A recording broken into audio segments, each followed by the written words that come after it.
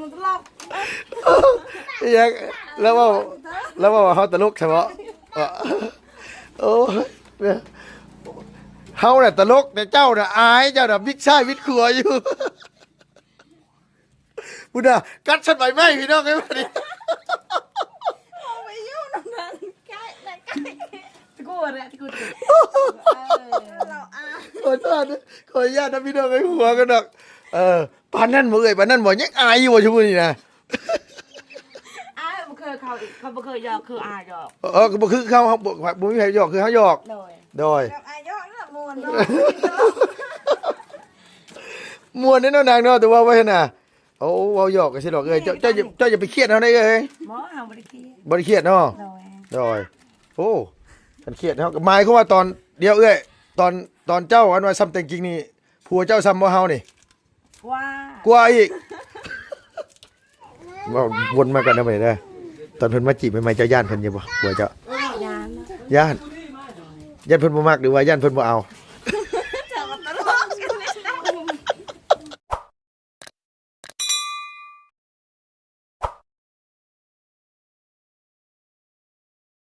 อ้าวเนาะเพิ่นเนาะเปิดคลิปมาก็ตอนนี้ก็อยู่บ้านเฮือนซ่านของน้าสาวอันว่าน้องแตงกิ่งน้องใจดีแล้วก็ทางน้องเลี้ยงพี่น้องเนาะพอดีว่าน้องๆเพิ่นยังบ่มาแต่โรงเรียนพี่น้องเพิ่นไปโรงเรียนตอนแรกมื้อนี้ทางบ่บุญสารวัตรเพิ่นเอารถใหญ่ไปส่งน้องอยู่โรงเรียนพอดีว่าลุงก็มากับบ่อเสียงพี่น้องเอ้ยมากัน2เคยมื้อนี้ทั้งนี้ทั้งนั้นก็บ่แม่นหยังดอกพี่น้องเนาะเพราะว่าเจ้าของขี่รถจักรบ่กล้าขี่มา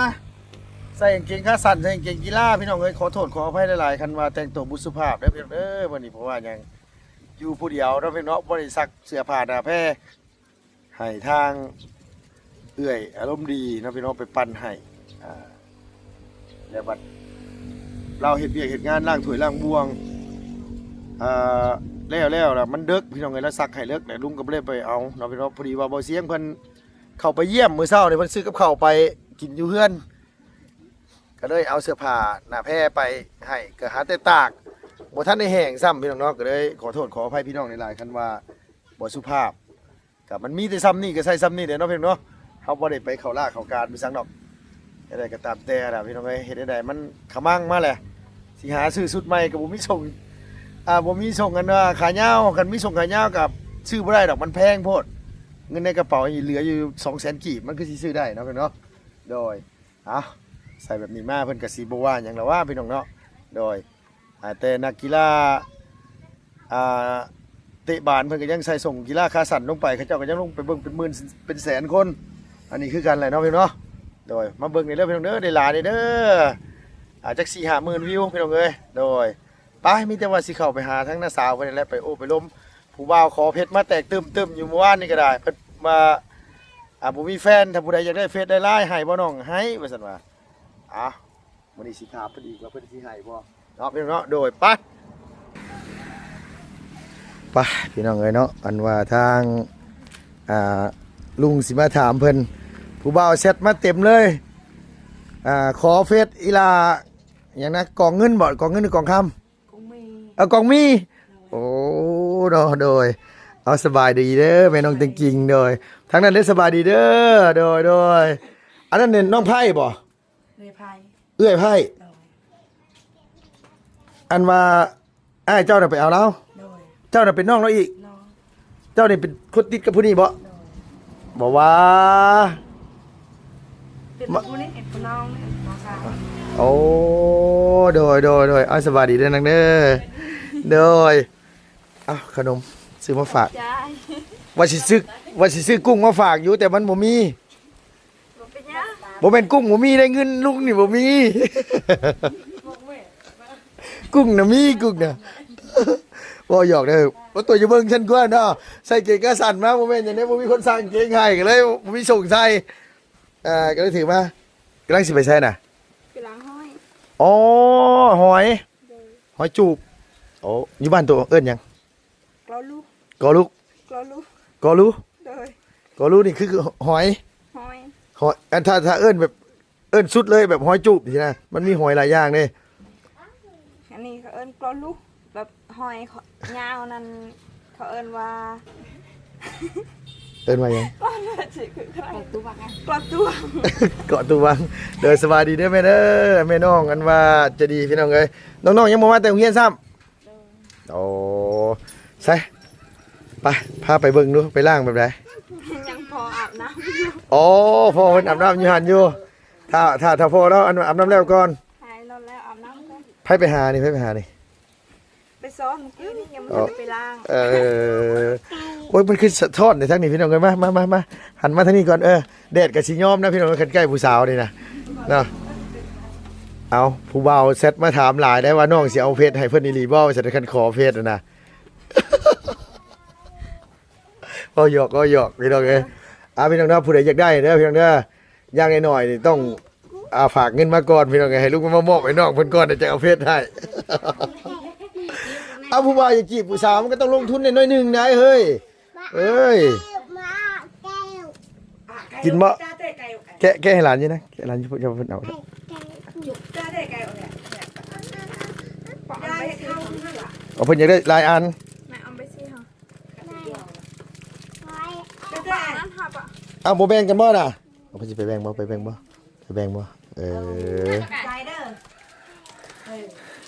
มาเอาเลยลูกหลานมาเร็วเอาแบ่งอยู่เฮ้ยเอามายังบ่พอได้ผู้หนึงผู้หนึงได้ซะโอ้จักเว้าภาษาผู้สังกระเจาะหยังนะเพิ่นว่านะกระเจาะบ่แอนซะบ่ อันนี้ไปอีก อ๋อเอาป้าไผ่เด้ป้าไผ่หรือน้องไผ่อันนี้เพิ่นเอิ้นเจ้าป้าบ่หรือว่าเอิ้นป้าบ่อ๋ออันว่าแม่น้องจะดีนี่เป็นน้องของอันนี้บ่โอ้โดยคือบ่ยิ้มแน่ยิ้มดีกว่าคือโศกคือเศร้าคักแท้โอ้เจ้าคือเอาหลายอันแท้ เอาอย่าเละค่ะ เบิ่งแวงนี่เพิ่นแวงนี่เพิ่นไง เอาอย่าเละค่ะแม่เอาอย่าเละ เอาสิแบ่งบ่บัดนี้เอาสิแบ่งบ่เอาในนี่คือหยังเพิ่น นี่เจ้า อ๋อนี่เจ้าอ๋อโดย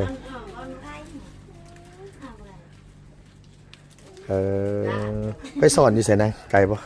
สอนอยู่น้องอยู่น้อง นี่น้อง น้องอยู่ทำงาน อ๋อคือบ่สอนปลาสอนมายังหอยบ่มีปลาคือมื้อนี้บ่ได้ไปไสค่ำๆสิไปเสียหญ้าบ่นี่ ไม่ได้ไปนะ บ่ได้ไปแล้ว ดูพัก อยู่ภาค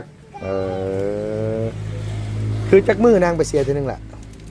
อีตามคันว่าบ่เมื่อยก็จนแล้ว ฮะบ่เมื่อยกันจนละ มื้อ 2-3 มื้อ พักมื้อนึง อ๋อ2-3 มื้อพักมื้อนึง ไปเสียเลย กันว่าบ่เมื่อยก็ไปเสียเลย นะบ่ได้พัก ยกมันก็เมื่อยแล้วไปเสียผู้เดียวก็ไปกับแม่เนาะต้องหาคู่ไปเสียมันสิเมื่อย มื้อนี้แม่ไปเสียคนเดียวมื้อนี้นะ มื้อนี้จะให้แม่เจ้าไปเสียผู้เดียวโอ้ปล่อย เราไปแต่ตอนแรกนี่ เอาแล้วไปแต่ตอนแรกยามมื้อเช้าเพิ่นบ่ได้ไปผู้สาวสอนหอยพี่น้องเอ้ยชวนหยังเฮ็ดอันชวนลายเฮ็ดหยังกินล่ะ ไปเฮ็ดกินยัง หอยนี่เฮ็ดได้ได้กิน ก็จ้าเนาะ ต้มจ้าอ๋อต้มกิน ต้มกิน อ๋อบ่ได้แกงบ่แกง แต่มื้อนี้กินบ่ได้นักขี้ดินนี่ อ๋อเบาไงสอนมาใหม่นี่เขาต้องไปล้างก่อนล้างในกระแส เรามาแซ่มื้ออื่นสิกินได้ มื้ออื่นอ๋อโดยก็ถือว่าได้หลายเติบเลยไปจักชั่วโมงเฮ้ยนี่นะ ได้3ชั่วโมงกว่า ไปสอนนะ3 ชั่วโมง ย่างอีกเด้ อ๋อย่างเอารถขี่ไปบ่ได้มีบ่ใช่ บ่มี โอ้โดยต้องย่างไปไกลแต่บ่ ไกลเนาะ คือบ่โทรเอิ้นแหน่บ่ลีสิได้ไปถ่ายว่าตัวสอนหอยเป็นแบบใดโดยไปกับไผ ไปผู้เดียวอีกแข็งผู้บ่าวคือบ่คุบเนี่ยพี่น้องเอ้ยเนาะผู้บ่าวคุบค่าหนองน้ำมันก็ได้ผัวได้และซาได้และบ้านอันว่ากระลับนี่ผู้บ่าวคุบค่าหนองน้ำเลยอยากจะกินอะไรบ่ต้องอายเขาได้ เฮาได้สมควรสิอายตัวมันนี่ใส่กางเกงกระสันมาใส่กางเกงกีฬามาเลยนะเอามันแห้งบ่ทันก็บ่ได้อยากแต่งตัวแบบนี้หรอกพี่น้องเอ้ยแต่ว่าส่งมันเอื้อยแล้วปั่นดึกเมื่อคืนนี่ก็เลยเอามาตากมื้อเช้านี่ล่ะเอาเสียงไปกินข้าวกินน้ำแล้วก็มาเลยจนบ่กล้าขี่รถจักรมาจากซำไหนญาติผู้สาวเห็นขาขาว เพื่อนจะดียิ้มเปื่อยๆอยู่แล้วสิว่าจะขาวมองไหนสิว่าเด้อเนาะ โอ้ยไม่ก็ลืมอยู่รถประบุญสารวัตรหมู่พี่น้องก็บ่ได้มีไม้มื้อนี้ก็เลยเพิ่นมาคอยวะนะเพิ่นมาคอยบ่ นะจ๊ะอัน โยบ่ทำท่าอยากอายเจ้าบ่ต้องอยากอายดอกเจ้ามาเอาปานนี้น่ะโอ้โดยเป็นละกาย โอ้เป็นอยากอายจะดีก็คือสิคือแม่นี่แล้วน่าจะดีกันเนาะแบบว่าบ่ค่อยปากบ่ค่อยเก่งปานใดเจ้าก็ว่าบ่ค่อยเก่งเนาะคือได้ผัวเขาถามเจ้าเลยจะบอกได้บอกคุบออกกลางทางเจ้าน่ะโอ้คือกันเพิ่นมาจีบอยู่เฮือนพี่บ่พอน้องจะดีมาจีบอยู่เฮือนพี่บ่บ่ที่ไปที่มานะก่อนสิได้กันนี่นะเอาผัวจะจักปีเจ้าเอ้ย ได้อายุ18ก็ใครกว่าผู้นั้นอยู่เนาะผู้นั้นรอดแต่14ผู้นั้นน่ะป๋อกำไรชีวิตอีหลีแล้ว คุณนั่นได้ซ้ำเต็งจริงลูกสาวเราเนี่ย สับแต่งจริงโอ้พ่อผู้บ่าวเฒ่าเพิ่นเอ้ยผู้บ่าวเฒ่าลงคารมผู้บ่าวเฒ่าข้าวย่าเมียของจบแล้ว ก็เฮาก็บ่ได้เว้าหยังก็ว่าถึงว่าผู้บ่าวเฒ่าตัวเจ้าเฮาเว้าน่ะเฮาก็บ่ได้เว้าหยังเฮาแค่ว่าผู้เฒ่าตัวเจ้าตัวเด็กน้อยแม่นเหรอเฮาเว้าอ้าวหรือว่าบ่แม่นอ้าว แล้วก็ลูก อาจารย์สิอยากอายอย่างงี้อันนี้ก็อายจนว่ายิกถุงยางจนขาดหมดเลยโอ้ยแต่กันอันนี้เนี่ยผู้สาวอายเนี่ยบ่แปลกเด้เอ้ยแต่เจ้าติมีลูก4เดี๋ยวยังอายอยู่อายเฮ็ดหยังเนาะบ่เขาถามไปดิเขาถามไปดิเพิ่นมาจีบตอนแรกน่ะเห็นปุ๊บแล้วมักเลยบ่ เรื่องราวดัง เอาแล้วพี่น้องเอ้ยว่าดิแม่ลูก4อายมันบ่คือผู้สาวฉันน้อยอายปานใดเด้อเฮ้ยเนาะโทรหาอยู่บ่ลูกน่ะเบิ่ง มีโทรศัพท์ มือโทรศัพท์อ๋อน้องๆสิขึ้นมามือได้สักวันนี้นะ โอ้โหจะขึ้นมา คิดฮอดได้เนาะคิดฮอดผัวได้เนาะ ที่ลูก บ่นะเฮาว่าคิดฮอดผัวนะเว้ยลูกบ่ปานใดดอกลูกนะคิดฮอดเบิดทุกคนเนาะหนาวซับเนาะเมื่อคืนนี่ก็เนาะโอ้ยผัวบ่อยู่สิว่าแล้วเนาะลูกบ่อยู่ด้วยบ่ปัญญาพี่น้องไงลูกบ่อยู่คันผัวบ่อยู่ที่ขมังนี่มีคนกอดเด้ เอาตลก ยังแล้วว่าเขาตลกใช่ไหมโอ้ยเนี่ยเขาเนี่ยตลกแต่เจ้าเนี่ยอายเจ้าเนี่ยวิดใช่วิดขัวอยู่พุทธะกัดฉันไปไหมพี่น้องไอ้บ้านี่ เอาไปยุ่งตรงนั้นใกล้ตะกูเลยตะกูติดเราขอโทษนะขออนุญาตนะพี่น้องไอ้หัวกันดอกปานนั่นบ่เอ่ยปานนั่นบ่ยังอายอยู่ว่าชั่วโมงนี้นะบ่เคยเขาอีกเขาบ่เคยหยอกคืออายหยอกก็บ่คือเขาบ่มีใครหยอกคือเขาหยอกโดยแบบอายหยอกน่ะมวนมวนนี่เนาะนางเนาะแต่ว่าไว้น่ะโอ้เว้าหยอกก็สิดอกเอ้ยเจ้าอย่าไปเครียดเฮาได้เอ้ย หมอเฮาบ่ได้เครียด บ่ได้เครียดเนาะโดยโอ้ฉันเครียดเฮาหมายความว่าตอนเดียวเอ้ยตอนเจ้าอันว่าซ้ำแต่งจริงนี่ผัวเจ้าซ้ำบ่เฮานี่กว่าอีกขนาดว่ากลัวก็ยังหลงคารมได้พี่น้องเอ้ยฮะเรียบร้อยเขาเฮ็ดเพิ่นอันนี้ได้สะเดียวอันว่าต้องมีตัวมักผู้บ่าวรุ่นเดียวกันบ่ได้ว่ามักผู้บ่าวอายุหลายกว่าจักแล้ว ยังเป็นฮอดแนนเนาะบ่สมมุติว่านะสมมุติว่าผู้บ่าวมาจีบสมมุติว่ารุ่นลุงมาจีบเจ้านี่สมมุติว่าลุงเป็นผู้บ่าวนี่ซ้ำลุงนี่ได้บ่ซ้ำลุงนี่จีบได้บ่สมมุตินะพี่น้องนะสมมุตินะนี่นะสมมุติซื่อๆได้อย่ามาด่ามาลุงแน่นี่นะคือสมมุติว่าซ้ำเฮานี่นะยันแบบว่าผู้บ่าวเฒ่าโชคดีคืออันพ่อน้องแต่งกิ่งแน่ได้ผู้สาวสำน้อยโดยมื้อนี้ให้ปล่อยให้แม่ไปผู้เดียวเอา2คนพี่น้องเดียวมองหน้ากันด้วยกัน เดี๋ยวหน้ากันแล้วยิ้มเลยหัววันนี้ดิคันแบบว่าคือเฮานี่เนาะอยู่น้ำคือสิบ่เครียดปานใดเนาะตลกเลยเนาะ โดย ซ้ำสิพากันหัวพี่น้องเอ้ยใช้จังหวัดเฒ่าโพอาบน้ำแล้วจักนางน่ะบ่ ย่าง ยังบ่ป้าโธ่แล้วไปเฮ็ดหนองสระอยู่หั่นบ่จักอะไรบ่ ไปสมองทำปัวเมือง ถ้า เครื่อง อ๋อแล้วสักเครื่องโอ้โดยจักหน่อยจังนั้นว่าไปพี่น้องเนาะไปเบิ่งน้องก็มีไปแซ่หอยตัวกล้าไปเนาะนางเนาะผู้เดียวเนาะนะฮะแข็งย่างไปตามทุ่งตามทางผู้ว่าบ่ได้แซวบ่เคยถามไปดิฮะ ขี้ลายผมว่าไม่ได้แซ่บดอก โอ้ซ้ำตัวยังว่าขี้ร้ายอยู่อ๋อแล้วซ้ำนี่น่ะอ๋อลึพี่น้องเอ้ยงามหลาย เศร้า ฮะบ่สาว ก็ได้ผัวน้ำเขาแล้วอายเอาแต่รู้จักสารคาม ฮะ อายเอาแต่รู้จักสารคาม รู้จักเป็นบางคำเลยคันเศร้าลึนี่คือขี้ร้ายหลายบ่นะ ขี้ลายเลย ขี้ร้ายอีหลีอ๋อ เอาปากกาขนมกินเอายันตาเลย โดยสวัสดีเด้อโดยเฮาก็ซื้อมาถุงเดียวซะแล้วเนาะตอนแรกก็ว่าสิเว้าอีหลีแล้วพี่น้องเอ้ยถามน้องเพิ่นมื้อวานนี่เพิ่นว่าเพิ่นอยากกินกุ้ง แต่ว่าลุงก็ซื้อได้อยู่หรอกแต่ว่าอยู่บ้านดงมันบ่มีกุ้งถามแล้วมันมีแต่ตีนไก่จังซี่นะเลยบ่ได้ซื้อมาฝากน้องเพิ่น เยอะอยู่ เคยกินอยู่บ่เฮ้ยกุ้งตัวใหญ่เคยกินอยู่บ่บ่เคย นั่นแหละ แต่กุ้งน้อย กุ้ง อยู่ในน้อง อันกุ้งขี้พลอยนะบ่อันกุ้งอันกุ้งเต้นน่ะอันนั้นเขาเอิ้นว่าอันนั้นเขาเอิ้นกุ้งนะพี่น้องเอ้ยกุ้ง ใหญ่แบบเขาขายตลาดไม่เคยกิน บ่เคยกินจักเทื่อเลย แต่เกิดเป็นคนไม่เคยกิน โดยเอาพี่น้องเนาะอันนี้ก็คือแบบว่าถามน้องเพิ่นเมื่อวานนี่แบบว่าสิ่งที่เราบ่เคยกิน กินมากเลยหน่อย ข่อยบ่ได้ซื้อมาฝากเจ้าเด้อข่อยไปซื้อมาฝากน้าสาวเจ้าเด้อข่อยสิบอกให้ฮั่นตาหมูตัวเนี้ย โดยก็บ่ว่าอยู่ดอกพี่น้องเนาะเด็กน้อยกับขนมนี่มันคู่กันอยู่แล้ว น่าไปตาม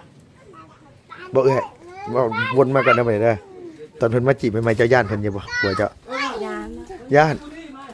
ย่านเพิ่นบ่มักหรือว่าย่านเพิ่นบ่เอา จะมาตลกกันเลยเกินหน้ากระดังตบ เอามีสองอย่างเลยเอ้ยมีสองอย่างสามอย่างแล้วย่านนี่ได้ย่านเอาเนาะ ก็รู้ว่าบอกมึงไม่รู้อันบ้างยอมอ้ำ เอาเนาะคำว่าย่านนี่ก็มันมีหลายอย่างนะพี่น้องเอ้ยเนาะคันว่าย่านเพิ่นเฮ็ดหันเฮ็ดนี่คือสิว่าย่านดอกแต่ย่านเพิ่นบ่มัก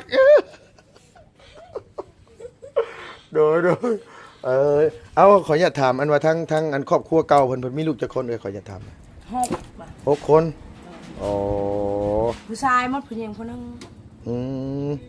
บ้านเราน่ะอยู่ในตัวเมืองสวรรค์ได้บ่ อยู่นั่นบ้านพ่อแม่แต่ว่าเราเอาเมียเราอยู่ชายแดนนี่ นั่นจะมาบ้านพ่อแม่แล้วน่ะอยู่ในตัวสวรรค์เลย เนาะ อยู่ในเมืองเลย บ้านนอกเนาะ อยู่บ้านยังอันนั้นน่ะ มูฮู้น้องมูฮู้ อ๋อกู น้องบ่เคยไปเบิ่งตังตาสวรรค์น่ะ อยู่กันมาอันน้องแต่งจริงจนฮอด14 15นี่เจ้าบ่เคยไปบ้านอันพ่อบ้านแม่ย่าเลย บ่เคย จักหน่อยเขาเจ้ามีเมียใหม่เขาเจ้าสิบ่ให้เจ้าสิไปตามใช่บ่เนาะลืมไปแต่งจริงเคยไปอยู่พี่น้องเอ้ยโอ้ยเราเรา มีแต่จริงๆแล้วไปน้ำพอ คันว่ามีคนมักก็ให้เอารถนะเนาะเฒ่าปานนั้นเนาะ โอ้ยหยอกเลยพี่น้องเอ้ยบอกกับเราเนี่ยม่วนดีพี่น้องเอ้ยเนาะบอกแบบฮ่านะบอกไงซะจักซ้ำใดน่ะแบบลูกซีกัดใบไม้น่ะความอายน่ะแบบว่า คันอยู่ บ่เคยไปหยอกแบบนี้ อ๋อคันมีใบไม้ใบตอกนี่คอยว่าคุหมดเลยเขาเหียนวัดกกไม้กกนั้นน่ะขาดหมดเลยหยุ่มมันน่ะ บ่แม่นจังดอกอย่าว่าแต่ลาวเถอะ ผมเนื้อมากเลย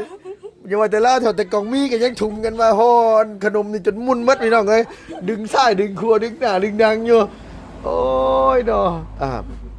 เว้าดีได้มีผู้บ่าวแชทมาหาลุงอยู่ได้เพิ่นว่าขอเพชรอันว่าน้องกองมีให้แน่เพิ่นซั่นว่าลุงก็บอกว่า ลุงบ่ได้หาครูว่ะคันอยากได้แต่ฝากเงินมาลุงสิไปมอบเงินในคอมเมนต์เลยว่ะ อ้าวเนาะสร้างว่าแท้คนเฮาสิคบกันอย่างน้อยๆมันก็ต้องมีบัตรเติมเงินได้พี่น้องเอ้ยจะกลมกันได้ว่าอยู่พี่แฮงเปลืองแน่นอนนะเนาะคือบ่เติมเป็นรายเดือนไปเลยล่ะแบบเดือนละ200,000ไปเลยสินะ บ่มีเงินแบบพอห้ามกันเห็นเรียนค่ะ เออ เติมบัตรเดียวละ200,000 โดย แต่บ่มีเงินเติมบัตรเดียว เงินเติมบัตรเดียวแบบ200,000เนี่ยเฮาสมัครบัตรเดียวเลยจบเลยสินะบ่มีเนาะโอ้โดย มี10,000เขาก็เติม10,000คันว่ามื้อใดบ่มีก็เฮาอยู่ มื้อไหนบ่มีก็เหงาได้บัดนี้เนาะ เงา ซ้ำอยู่ไกลถึกภาคพี่น้องเอ้ยโดยโอ้มาแต่โรงเรียนเลยพุ่นน่ะมาแล้วใส่ชุดโรงเรียนนี่ใส่ชุดแบบนี้บ่ไปน่ะโอ้ยใส่แต่ชุดนักเรียนนี่เสื้อขาวบ่ได้ใส่ซ้ำ ซักแล้วเด้ อ๋อซักแล้วมีตัวเดียวนะ มีตัวเดียวนะ ถูกกับประเด็ดดาว โดย ประเด็ดดาว มาแล้วพี่น้องเอ้ยน้องเลี้ยงกับน้องกันว่าจะดีปั่นไปเนี่ยได้เฮ้ยคือให้ส่งขาดอันว่าส่งขาดมื้อเช้านี่เอาสบายดีเด้อลูกหลานเด้อโดยโอ้หังไผส่งขาดนะหังไผน้องเลี้ยงแล้วปั่นแห้งโพดโอ้โดยสบายดีเด้อโดยเจ้าพี่น้องเอ้ยสบายดี มาลูกแม่น้องเหมือนเนาะ ข่อยยังว่าอยู่ข่อยอันว่าให้เอื้อยอารมณ์ดีซักให้ก็เลยมันตากบ่ทันก็สิแล้วเอาทรงนี้ก็ได้อีดอกขนาดข่อยเว้าสินะเอื้อยแล้วหัวยิกขี้แตกเหี้ยเราบ่แม่นเราหวยโอ้อายะหาแต่มาแต่สวนมาแต่สวนผู้น้อยนี่ตั้งกับไรดีรอได้พี่น้องเอ้ย10ปลายห่อได้ผู้เดียวนะ แซ่บก็ ทรงคือหิวใช่ลูก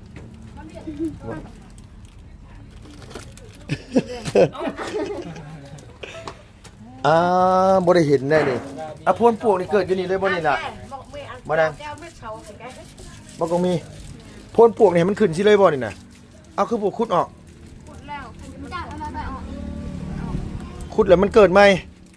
อ๋อมันต้องเอายาฆ่าปวกและเทลงไปเนาะเนี่ยพี่น้องไอ้เฮือนเพิ่นแบบว่าอยู่ใต้ตารางเฮือนเพิ่นมีทั้งปวก มีมันเลย ใช่นาง แต่เอาขุดออกมาแล้วแต่มันบ่ปงไหม โอ้โดยเดี๋ยวอันว่านุ่งขออนุญาตถามอยู่เฮือนมีไฟฟ้าใส่บ่เอ้าเวลาแต่งหน้าแต่งตาสิเขาอยู่เขานอนเฮ็ดแบบได้เฉยน่ะอย่าบอกว่าไต่โคม ไปโค้งเอาคำว่าอยากแต่งหน้า โดย เอาในอย่าง ไต่โคมเอาเนาะ เพียงไปห่อเอาในอย่าง เบิดพอดี โอ้ผมเป็นอย่างนี้ลูกก็มาให้มาให้ตัวน่ะเลยลูกหลานหลายคนพี่น้องเอ้ยสิแล้วลูกหลานหลายคนเด้เนาะอันนี้ก็คือหิวนี่ได้พี่น้องเอ้ย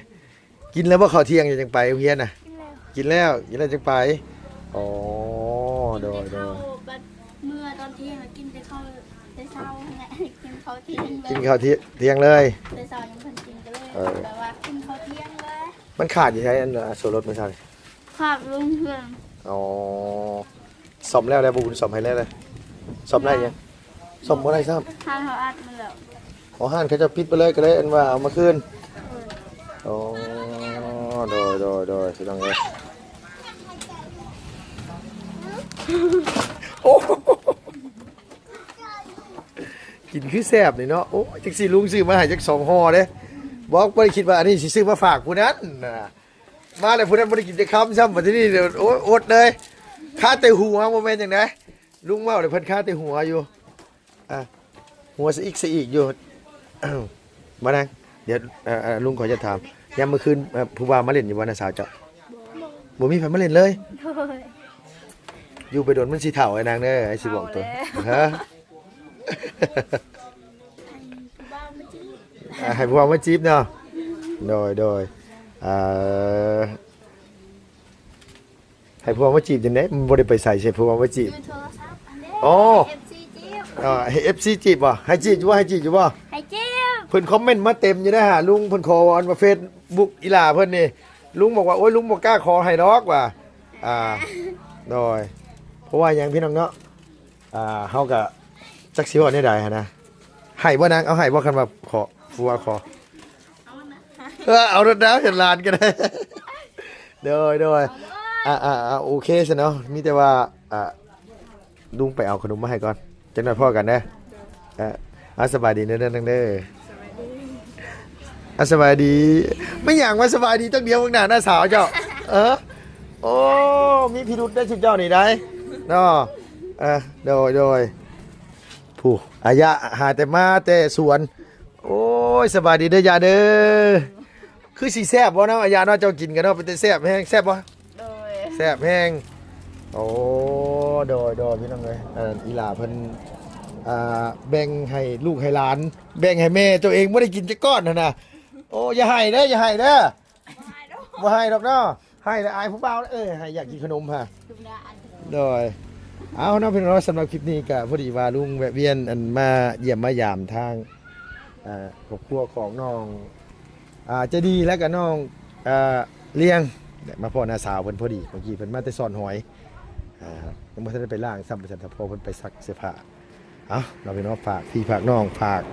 ผู้ใหญ่ใจดีเด้อพี่น้องเด้อเรื่อง FC อยู่ทางต่างประเทศหรือว่าทางประเทศเราไปเนาะฝากพี่ฝากน้องให้พิจารณาซอยกันคือครอบครัวน้องเพิ่นนี่ก็ลำบากนะพี่น้องเลยเฮือนหลังใหญ่ก็เฮ็ดได้ดังกับมันกับชดจะบ่มีหม่องนอนเพราะมันมีหลายคนแล้วว่า ก็เลยได้ซ้ำนี่แหละไฟฟ้ากับบ่ได้มีเอาขอบคุณในหลายพี่น้องอยู่ดีมีแห้งเนาะอย่าเจ็บอย่าจนลำรวยๆสุขภาพพลานามัยแข็งแรงเด้อพี่น้องเด้อไปแล้วพี่น้องบ๊ายบายสบายดีเด้อ